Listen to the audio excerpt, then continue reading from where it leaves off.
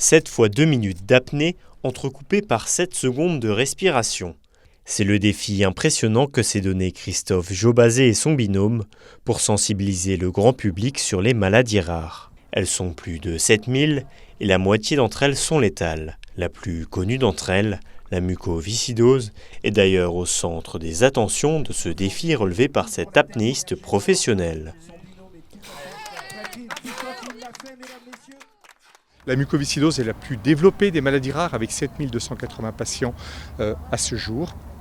Et donc nous avons voulu, en choisissant le chiffre 7, qui est en récurrence au chromosome 7 responsable de la maladie mucoviscidose, faire un 7 fois 2 minutes avec 7 secondes de ventilation entre chaque immersion dans l'eau du lac qui est entre 7 et 9 degrés aujourd'hui.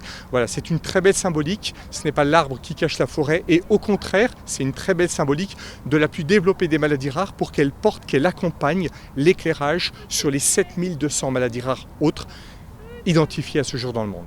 En France, près de 3 millions de personnes sont touchées de près ou de loin par des maladies rares. Donner plus de visibilité à celle-ci est le défi quotidien mené par de nombreuses associations et c'est même pour elles le nerf de la guerre.